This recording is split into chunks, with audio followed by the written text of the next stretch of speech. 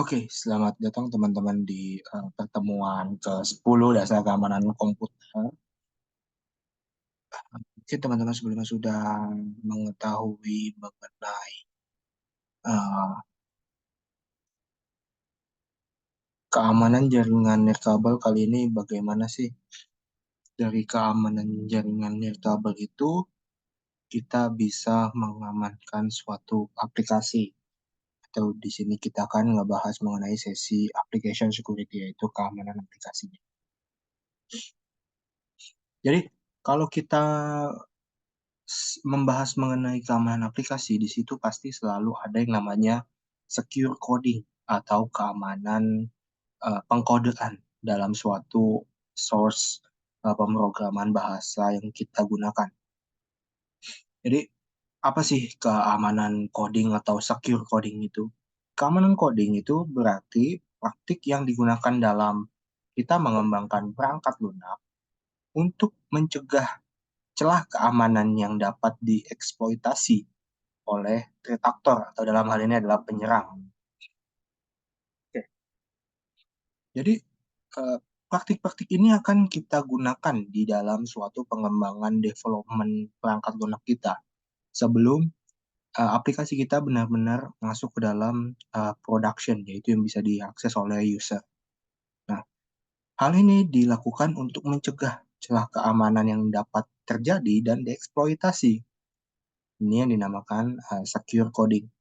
Nah, di prinsip-prinsip secure coding itu sebenarnya banyak. Jadi di sini berdasarkan OWASP Top 10, di ini saya membahas mengenai 4 bagian yang paling penting.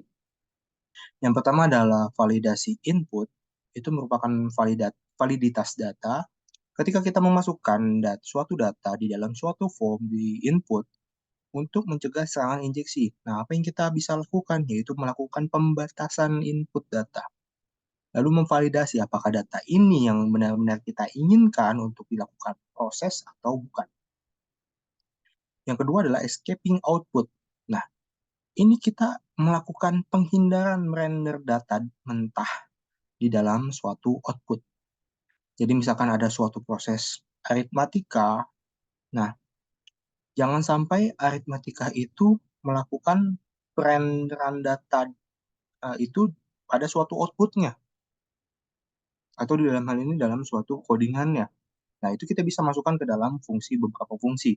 Sehingga kita cukup memanggil fungsi tersebut untuk melakukan perenderan atau pemrosesan data mentahnya itu, sehingga menghasilkan output yang sesuai di dalam suatu aritmatika.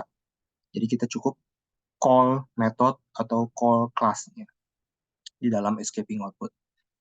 Yang ketiga adalah penggunaan library yang aman. Ini berarti kita harus menggunakan library ataupun framework yang aman, yang sudah pasti stabil, kemudian uh, itu dilakukan updating dari bugging, dari patching, dari kerentanan-kerentanan yang terjadi di dalam suatu library yang kita gunakan. Nah, yang terakhir adalah membatasi hak akses. Ini yang paling penting, prinsip secure coding, yaitu kita membatasi pemberian akses dengan memberikan akses tersebut ke user yang sesuai, sehingga hak akses itu dapat dibatasi untuk user-user yang tidak semestinya atau tidak memiliki otoritas. Di dalam keamanan coding, dalam hal ini saya melakukan eksperimental di Acunetics. Nah, jadi Acunetics ini merupakan suatu website yang digunakan untuk melakukan tes ataupun penetration hacking demonstrasi ya. Nah, ini biasanya digunakan oleh para ethical hacker untuk mencari sebanyak-banyaknya kerentanan yang ada di dalam website Acunetics. Nah, di Acunetics ini kita bisa menggunakan 101 ataupun dari hal basic-basic sederhana seperti saya mencoba melakukan script alert ini untuk melakukan input validasi dan escaping output. Saya ingin menampilkan alert berbentuk tipenya 1, di mana ini akan uh, memproses alert ini terhadap suatu website ataupun hanya angka saja. Jadi ini bisa dikatakan vulnerability yang weak ataupun mid kalau kita bisa sampai dengan memasukkan injeksi suatu malware ataupun virus ya ke dalam validasi dan escaping outputnya. Nah, solusinya apa sih kalau kita bisa menemukan kerentanan tersebut? Nah, di dalam secure coding kita bisa melakukan pembatasan penggunaan regex atau simbol. Jadi dalam hal ini input di dalam kolom search ini kita bisa melakukan pembatasan. Jadi kita hanya melakukan pencarian berdasarkan kata-kata saja.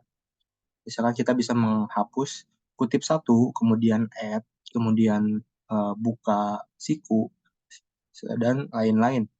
Sehingga hanya ditampilkan suatu input berupa string, seperti example, spasi, or, kira-kira seperti itu. Nah, yang kedua adalah kita selain mengamankan kodenya, kita dalam pengamanan aplikasi, kita perlu melakukan keamanan basis datanya. Jadi basis data di dalam hal ini yang paling sering digunakan adalah RDBMS, yaitu Relational Database Management System, merupakan sistem manajemen basis data yang berbasis pada model data relasional. Di RDBMS itu biasanya banyak sekali struktur query language database yang digunakan. Mau itu menggunakan MySQL, mau itu menggunakan Postgre, mau itu menggunakan uh, SQL Server, itu terserah. Tapi di dalam hal ini, kita perlu mengamankan manajemen basis datanya atau model data relasionalnya. Hal yang paling sering terjadi di dalam vulnerability basis data adalah SQL injection. Nah, SQL injection ini melakukan penyerangan dengan memanfaatkan celah, di mana si threat actor atau penyerang itu menyisipkan perintah SQL berbahaya ke dalam input aplikasi. Kemudian dapat dieksekusi oleh basis data. Dalam hal ini Graphical User Interface atau GUI, atau biasa yang dikenal sebagai UI, User Interface. Contoh keamanan basis data yang SQL injection kira-kira seperti ini. Jadi dalam tes PHP si website Akunetics, kita cukup menambahkan kata CAT sama dengan bintang. Nah, nanti akan tampil tuh, you have an error in your SQL syntax. Check the manual that correspondent to your MySQL server version. Nah, berarti si Akunetics ini menggunakan database MySQL server. So, kita bisa melakukan uh, investigasi lebih lanjut menggunakan SQL Map untuk mendamping database dan melist semua data artis yang berasal di database. Kira-kira seperti itu ya. Nah, ketika kita sudah menemukan kerentanan tersebut, maka kita bisa menggunakan query-query payload SQL yang akan kita panggil. Misalkan kita mau memanggil seperti dalam screenshot ini adalah union select 00 concat. Nah, itu dia memanggil data yang berada di artis. Nah, ternyata di dalam database dumping ini, database-nya bernama AQArt, dan tabelnya itu bernama artis. Nah, di sini ada data uname, ada 3, blade 3, Lize, raw, H17073. Ya, kira seperti itu. Nah, ini kita bisa melakukan eksplorasi lebih lanjut ketika kita mendapatkan database, raw data, dan tabelnya. Kemudian dalam sistem pengamanan aplikasi, kita juga perlu melakukan keamanan sistem operasi. Baik itu keamanan, misalkan aplikasinya kita di Windows, ataupun di Linux, atau di Mac OS, kemudian ada Apple, iPhone, ataupun Android. kemudian ada Windows Phone. Nah, kita perlu mengamankan OS tersebut. Bagaimana cara mengamankannya? Yang pertama itu ada firewall dan filtering package data. Nah, firewall itu apa sih? Firewall itu merupakan suatu pertahanan pertama, jadi langkah pertama, tembok besar yang berapi-api untuk menangkal dan melindungi sistem, baik itu Linux, Windows, Mac OS, dan segala macam dari serangan jaringan. Ini memungkinkan si firewall untuk memblokir lalu lintas jaringan berdasarkan rule-rule yang kita telah tentukan. Nah, hal-hal yang perlu dipahami teman-teman terkait dengan firewall itu ada tiga. Yang pertama adalah IP table, kemudian ada firewall ID, dan zona keamanan atau secure zone. Si IP table ini merupakan konfigurasi firewall. Nah, ini biasanya ada pada Linux. Nah, dengan IP table kita bisa menentukan rule-rule apa yang kita bisa atur pada lalu lintas untuk traffic yang masuk dan keluar. Kemudian untuk firewall ID, ini merupakan suatu front end yang lebih tinggi dari IP tables. Nah, kita bisa mengkonfigurasi lebih mudah dengan user interface atau graphical user interface GUI dari suatu baris perintah. Yang IP table kan baris perintah.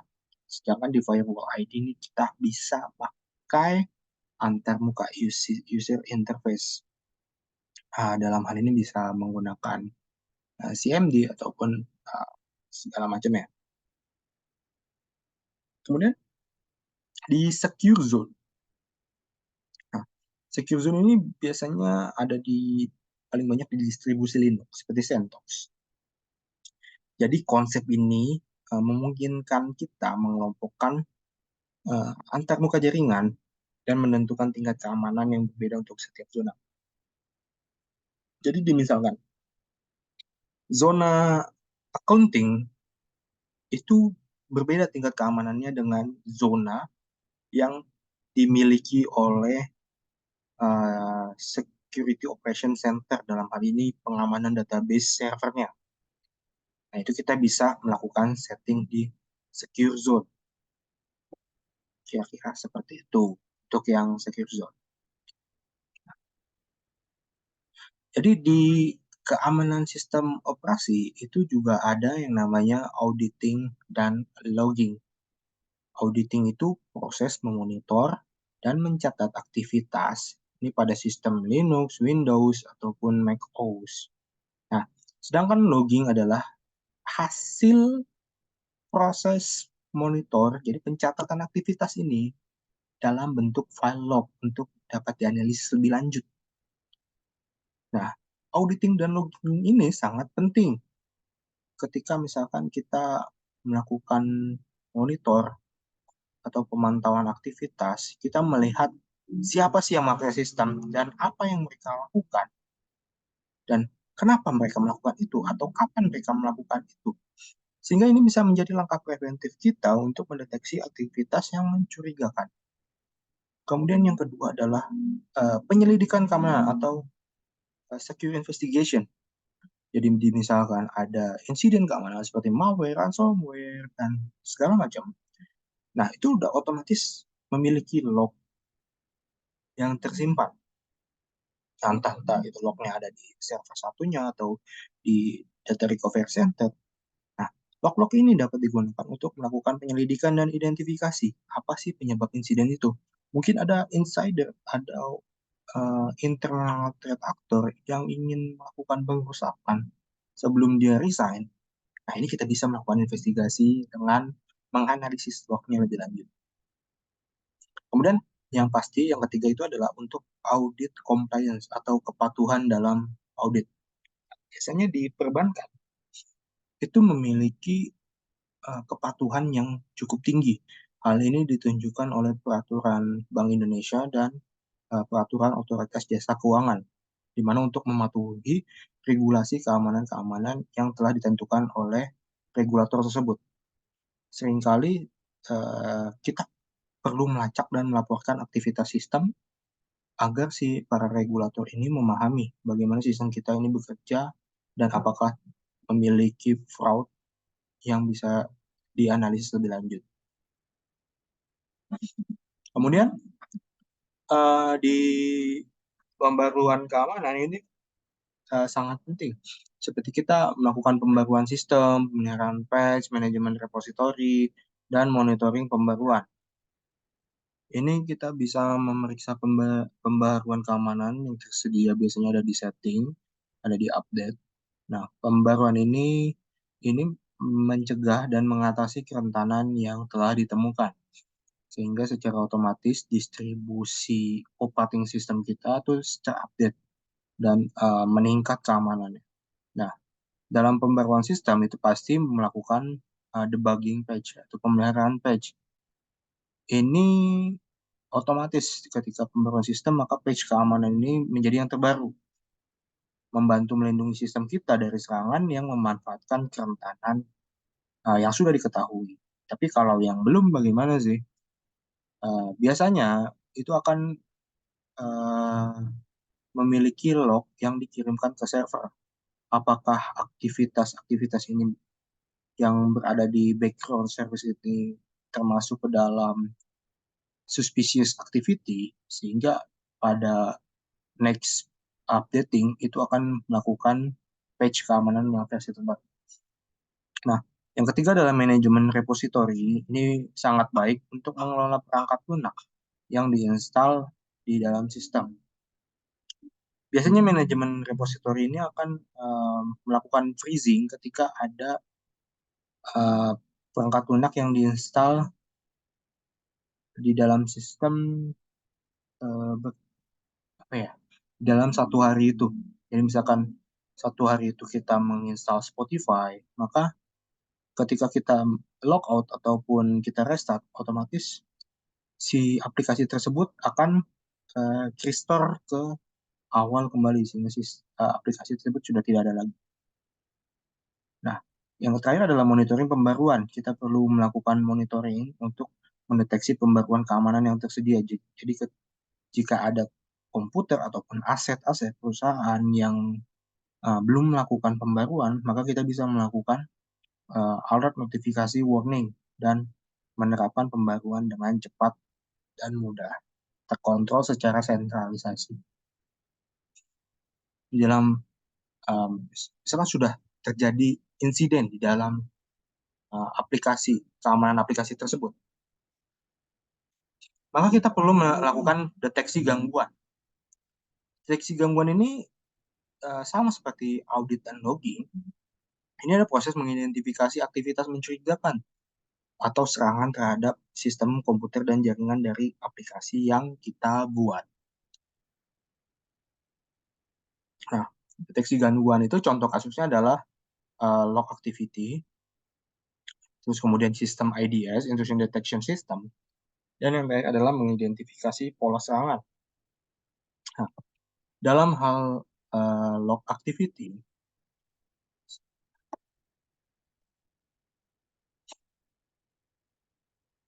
jadi log activity itu melibatkan pencarian, analisis, dan visualisasi data dari mesin yang dihasilkan oleh infrastruktur teknologi yang kita miliki sebagai wawasan operasional. Bagaimana sih cara kerjanya? Nah, ini kalau di AWS itu, jadi mereka memiliki Amazon Open Source Service, ini bisa mencatat dan menganalisis lingkungan dan aplikasi AWS-nya dengan cepat. Jadi, mereka bisa melakukan pemantauan secara langsung menggunakan Amazon Kinesis, kemudian um, mereka bisa melakukan implementasi analytic log secara langsung, seperti menggunakan Expedia untuk analisis akar penyebab, kemudian menggunakan Autodesk, Distream, Hairs, dan segala macam yang ada di AWS untuk log aktivitasnya. Ini tergantung dengan perusahaan kalian. Apakah perusahaan kalian menggunakan log aktivitas yang manual atau perusahaan kalian menggunakan log aktivitas yang sudah ada di OS tersebut atau menggunakan pihak ketiga dalam hal ini seperti AWS, IBM, dan lain-lain. Kemudian di dalam deteksi gangguan nih, jadi ada IDS. Nah, intrusion detection system itu merupakan solusi monitoring jaringan terhadap suatu event atau menganalisisnya untuk mendeteksi celah insiden keamanan dari ancaman tersebut. Nah, si IDS ini melakukan monitoring terhadap jaringan dan menganalisisnya untuk mendeteksi dan menjadi solusi untuk melindungi bisnis kita secara proaktif dari serangan potensial insiden yang dapat terjadi. Jadi di sini biasanya digunakan oleh Security Operation Center Analyst untuk mengaktifkan peringatan atau alert keamanan personel untuk menginvestigasi dan mendeteksi isu, kemudian melakukan eksekusi atau aksinya secara langsung untuk mencegah dari significant damage, jadi mencegah dari kerusakan yang signifikan atau parah. Kira-kira seperti itu. Jadi si IDS ini memiliki kapabilitas untuk mendeteksi ancaman yang diketahui secara cepat dan akurat. Lalu kalau belum terdeteksi gimana? Nah, itu kita bisa melakukan log analysis lagi secara manual ataupun menggunakan artificial intelligence. Balik lagi, kalau untuk menggunakan artificial intelligence, lebih baik kita menggunakan pihak ketiga seperti AWS atau IBM dan segala macam. Karena itu lebih akurat ya. Daripada kita harus membangun sendiri, membuild sendiri, itu memakan resource yang cukup banyak, uang cukup banyak, waktu dan cukup banyak. Nah, kemudian ada lagi namanya pola serangan. Kalau di pola serangan ini, kira-kira kita perlu menentukan siapa sih dalam suatu log itu. Apakah dia user baru? Kenapa dia loginnya gagal terus? Apakah dia menggunakan hak akses admin? Dan eskalasi hak aksesnya gimana sih?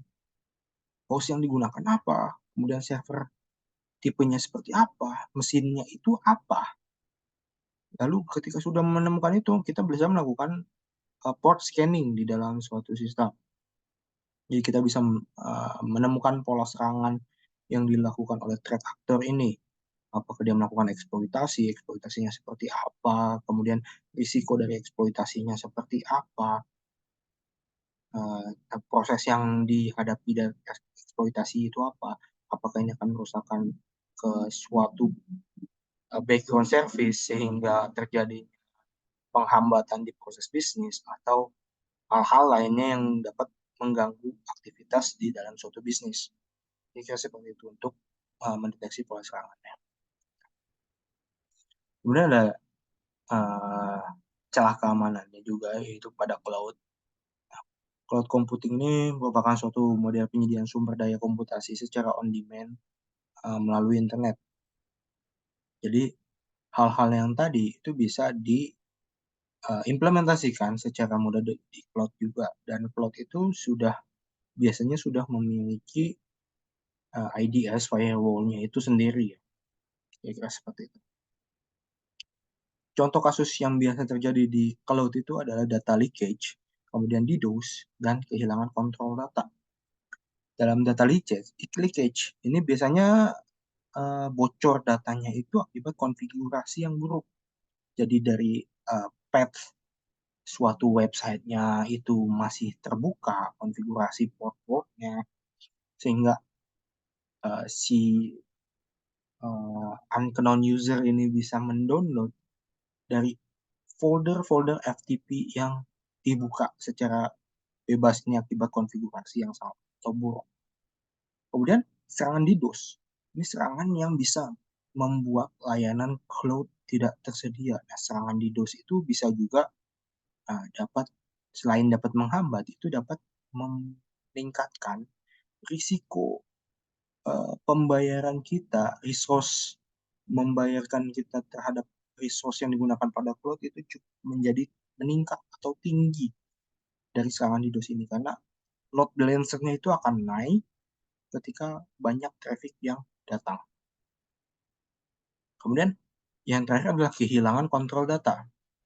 Jadi data kita yang sudah disimpan di cloud, kita tidak tahu data itu disimpan di server yang mana. Apakah itu dibagikan ke server lain, apakah itu di copy, apakah itu berubah namanya, itu kita tidak tahu kontrol datanya seperti apa. Nah, itu risiko yang terjadi di cloud, yang dapat terjadi di cloud. Secara kesimpulan pada sesi ke-10 untuk keamanan aplikasi di hari ini, jadi keamanan aplikasi dan sistem itu merupakan aspek penting dalam pengembangan dan pengoperasian teknologi informasi, baik di infrastruktur, di sisi user, ataupun di sisi kita itu sendiri. Nah, dengan memahami prinsip-prinsip keamanan, praktik terbaik, dan alat-alat yang tersedia, sehingga kita dapat mengurangi risiko keamanan dan kita tahu cara melindungi data dari sistem yang diserang dan dapat mungkin terjadi suatu saat. Kira-kira seperti itu, teman-teman. Nah, terima kasih teman-teman atas uh, kesempatan atau partisipasi teman-teman dalam melihat video ataupun menyimak video yang saya buat. Semoga teman-teman dapat tercerahkan dan jika ada pertanyaan yang ingin ditanyakan, boleh di kolom komentar LMS agar akan saya jawab secepat mungkin dan semudah mungkin untuk dimengerti oleh teman-teman. Kira-kira seperti itu teman-teman. Terima kasih ya teman-teman uh, atas kesempatan teman-teman menyimak video ini. Sampai jumpa di pertemuan selanjutnya. See you.